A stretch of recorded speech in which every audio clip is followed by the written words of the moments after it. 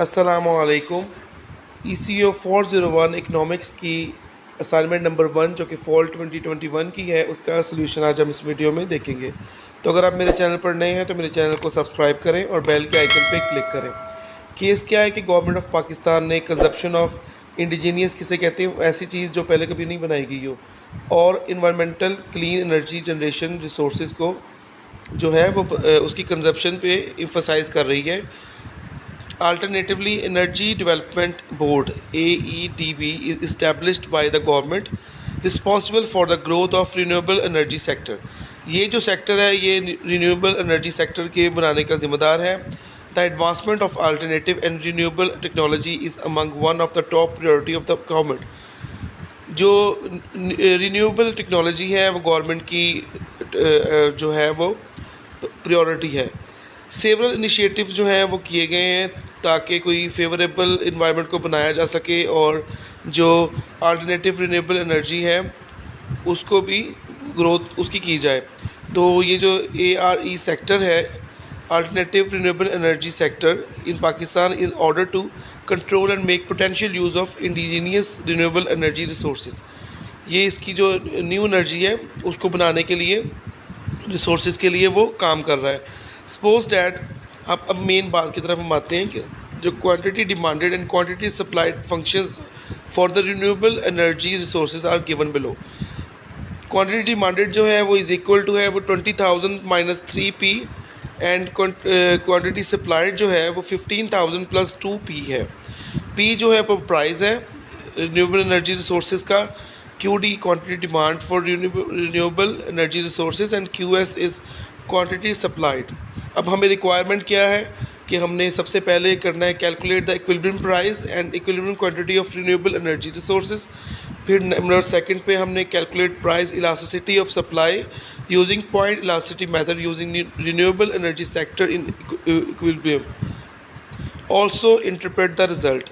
ठीक है, और उसके बाद में जो सी वाला ऑप्शन है ये हमने बताना है कि what will happen to the equilibrium quantity and equilibrium price of renewable energy resources if energy sector improve the technology. अगर जो है वो एनर्जी सेक्टर टेक्नोलॉजी को इम्प्रूव कर ले तो प्राइस और क्वांटिटी पे क्या असर पड़ेगा। चलते हैं हम सोल्यूशन की तरफ। ECO401 इकनॉमिक्स की असाइनमेंट 1 का सोल्यूशन हम देखने वाले हैं। आपने इसको बिल्कुल कॉपी पेस्ट नहीं करना, ठीक है।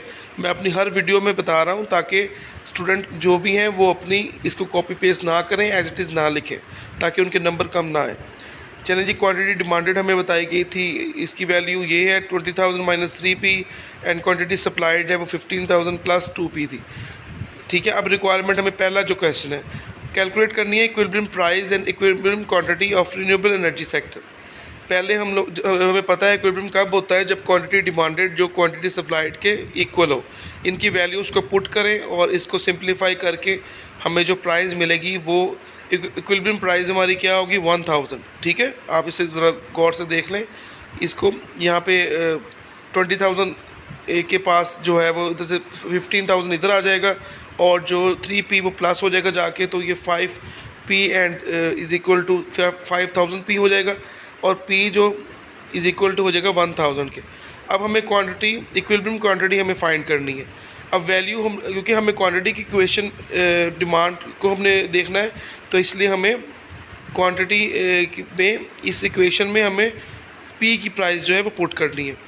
तो क्वांटिटी डिमांड की जो इक्वेशन थी QD is equal to 20,000 minus 3p, तो इसमें जो p की वैल्यू है 1000 वो पुट करें। इस तरह से आपका क्वांटिटी डिमांडेड या equilibrium quantity of renewable energy is equal to 17,000, ये आपका आंसर आ जाएगा। अब नेक्स्ट जो क्वेश्चन है calculate price elasticity of supply using point elasticity method when renewable energy sector is equilibrium. अब हमें पहला इसका क्या करना है कि जब हमें पता है कि जो पॉइंट इलास्टिसिटी ऑफ प्राइस है वो क्या है, is equal to percentage change in quantity supplied over percentage change in price. इसको अब सिंप्लीफाई करके लिखें तो ये इस तरह बनेगा कि डेल्टा Q ओवर Q हम multiply by 100 and delta P over P multiply by 100। तो इसको आप 100 से 100 काट जाएगा तो ये इस तरह आ जाएगा। ठीक है, अब ये वाला जो इनको मज़ीद सिंप्लीफाई करें तो Q delta Q over delta P आ जाएगा, एंड ये जो पी ऊपर जाके मल्टीप्लाई हो जाएगा जो डिवाइड हो रहा है, और ये ऑपोजिट हो जाएगा। उसके बाद में हम delta Q over delta P का हम डेरिवेटिव लेंगे, ठीक है। डेरिवेटिव आपने लेना है, वो 2 आएगा। अब इनमें वैल्यूज़ जो है वो हमने पुट करनी है इस इक्वेशन में, जो पहले ये वाली इक्वेशन है इसमें हमने वैल्यू पुट करनी है। तो ये जो डेरिवेटिव है वो 2 होगा और मल्टीप्लाई बाय पी की वैल्यू 1000 है, एंड क्यू जो है वो क्यू की वैल्यू है वो हमारे पास निकली है 17,000। तो ये 0.18 इसका आंसर आएगा। जैसा कि आपको पता है, अगर ये वैल्यू 1 से लेस देन हो तो ये इन इलास्टिक होगी, अगर 1 से ऊपर हो तो वो इलास्टिक होगी, अगर 1 पे हो तो वो यूनिट इलास्टिक होगी, ठीक है। डेरिवेटिव भी आपको इजीली आप ले सकते हैं। ये जो इसकी इक्वेशन है क्वांटिटी डिमांड की, ठीक है, इसमें आपने इसकी वैल्यू को पुट कर देना है। अगर आपको नहीं आ रहा तो वो मैं आपको बता दूंगा। उसके बाद में आपने, अब हमने जो क्वेश्चन था सी वाला, वो क्या, उसमें क्या बताया गया था कि अगर एनर्जी को, टेक्नोलॉजी को इम्प्रूव कर दिया जाए तो क्वांटिटी, इक्विलिब्रियम क्वांटिटी और प्राइस पे क्या फ़र्क पड़ेगा।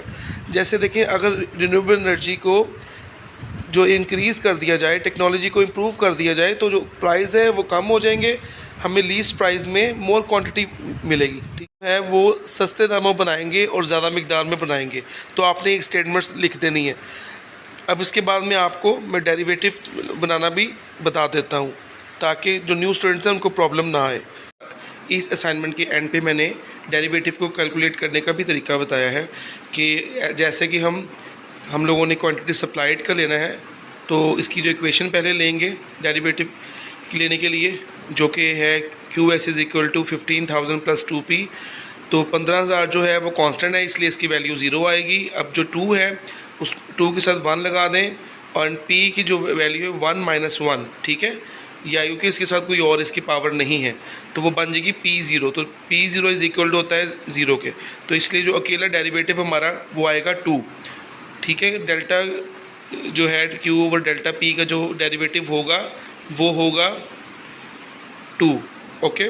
बाकी वीडियो हेल्पफुल लगी हो तो उसको लाइक कीजिएगा और मेरे चैनल को सब्सक्राइब करें। थैंक यू, अल्लाह हाफिज़।